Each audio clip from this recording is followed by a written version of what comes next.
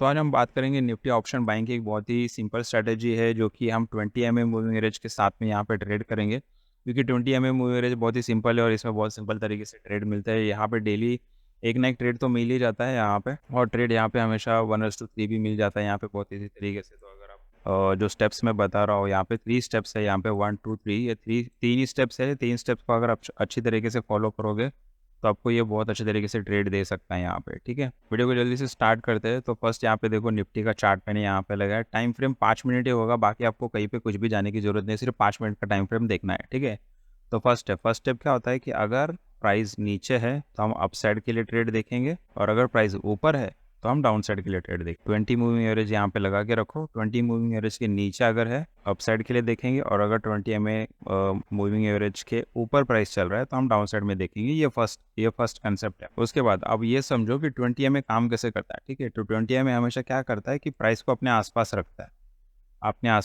है, और जब भी इसमें गैप बनता है तो 20 प्राइस को वापस अपने पास खींचता है। ये आप कितना भी चार्ट के पीछे जाके देख लो, आपको ये वैसे ही दिखेगा कि 20 जो होता है वो प्राइस को अपने आसपास ही रखता है, और ज़्यादा दूर गया तो वापस खींच लेता है। तो यही सेम फंडा हमें हमारे स्ट्रैटेजी में यूज़ करना है। लेकिन प्रॉब्लम ये है, ठीक है, कि टाइमिंग क्या होगी, कि कौन से टाइम पे करना है, वही सबसे बड़ा प्रॉब्लम होता है। क्योंकि ट्रेड मिस हो गया तो फिर वो दिन में एक ही ट्रेड आता है या 2 ही ट्रेड आता है, लेकिन ट्रेड मिस हो गया तो फिर वो ट्रेड मिस हो जाता है, फिर वो ट्रेड नहीं मिलता। तो इसलिए हमें रेडी किस चीज़ के लिए रहना है कि अगर प्राइस नीचे चल रहा है तो हमें रेडी रहना है अपसाइड के लिए, और अगर प्राइस ऊपर है तो हमें रेडी रहना है डाउन साइड के लिए। तो फंडा क्या है, जब भी ये प्राइस होता है, अगर ये डाउन साइड में चल रहा है और फिर जब भी ये प्राइस मूविंग एवरेज को क्रॉस करके ये ऊपर चला जाता है, ठीक है, तो ये कंसेप्ट है। ऊपर चला गया, यहाँ पे स्पेस बन गया, तो अभी मूविंग एवरेज क्या करेगा, प्राइस को नीचे खींच लेगा। तो कब खींचेगा, जैसे ही ये पुल बैक यहाँ पे हो गया, प्राइस को यहाँ पे इससे नीचे खींच लिया, और जैसे ही यहाँ पर ये मूविंग एवरेज को सपोर्ट ले लेता है, एग्जैक्ट मूविंग एवरेज के सपोर्ट ले लेता है, तभी हाँ इसके नीचे जाना नहीं चाहिए। अगर नीचे गया तो ट्रेड छोड़ दो, क्योंकि ये प्रैक्टिस के आपको जब तक ये उसमें भी ट्रेड कर सकते हैं, लेकिन उसमें आपको प्रैक्टिस करना पड़ेगा। जब आपका इसमें हाथ बैठ जाएगा, प्रैक्टिस हो जाएगा, कुछ 100 ट्रेड हो जाएंगे ना, तो इसके नीचे भी जब जाता है तो इसकी अलग वीडियो में बनाऊंगा, तब भी आप ट्रेड ले सकते हो। लेकिन अभी बस इतना याद रखो कि इस मूविंग एवरेज को जब भी यहाँ पे टच करता है तो हमें यहाँ पे सिर्फ तभी वो ट्रेड लेना है।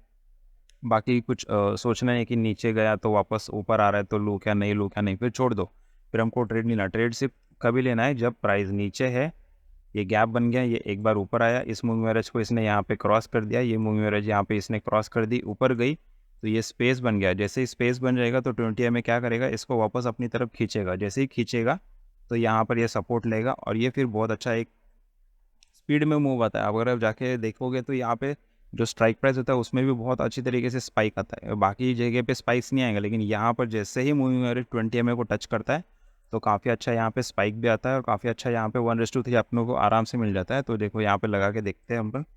अगर आप बोलोगे ऐसा नहीं होता है तो अपन थोड़ी देर में इसको देखो बैक टेस्ट भी करके दिखा देता हूँ मैं आपको कि दिन में ये कितने ट्रेड आ रहे हैं। देखो अभी ये इतना सा छोटा सा एसएल है, और यहाँ पे 2-3 कैंडल तो आराम से मिल ही गई है। और अगर आप इसको जब प्रैक्टिस हो जाएगी ना बहुत अच्छी तरीके से अगर आपकी इसमें, तो आप इसको 20 के साथ भी ट्रेल कर सकते हो। लेकिन स्टार्टिंग में आप बस 1:3 लो, उसके बाद आगे कुछ सोचो मत।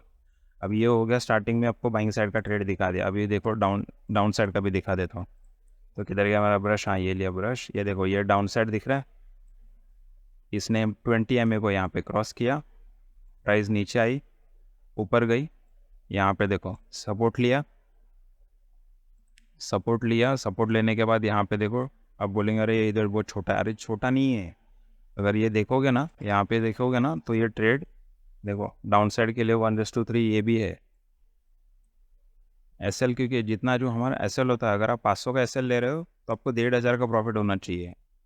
अगर आप 1 रुपये का एसएल ले रहे हो तो आपको 3 रुपये का प्रॉफिट होना चाहिए। यही होता है, बात जो आती है बस आपकी क्वांटिटी कितनी है उसके ऊपर ही बनती है बात। देखो यहाँ पे भी अपने को ये ट्रेड मिल रहा है, क्योंकि सेटअप काम करता है कि नहीं ये बहुत ज़रूरी। ये नहीं कि प्रॉफिट कम हुआ ज़्यादा हुआ करके, जब सेटअप जब अच्छी तरीके से चलता है ना तो प्रॉफिट भी अच्छी तरीके से आते हैं।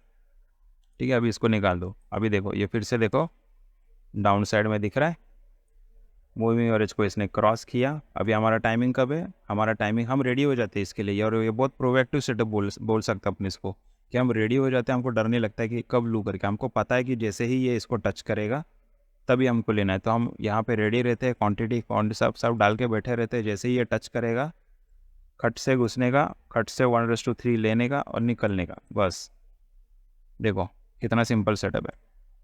ये फिर से बाइंग साइड के लिए हो गया। अभी फिर से और पीछे जाते हैं, ठीक है। और एक बहुत ही इंपॉर्टेंट पॉइंट, बहुत ही इंपॉर्टेंट पॉइंट, अच्छा हो गया याद आ गया। साइडवेज डे के दिन यहाँ पे ये ट्रेड नहीं करना है, ठीक है। अगर साइडवेज देंगे, आप बोलेंगे यार साइडवेज समझता नहीं है, तो आप सीपीआर इंडिकेटर यूज़ करो, उसमें दिख जाएगा आपको साइडवेज कब होता है कब नहीं होता है।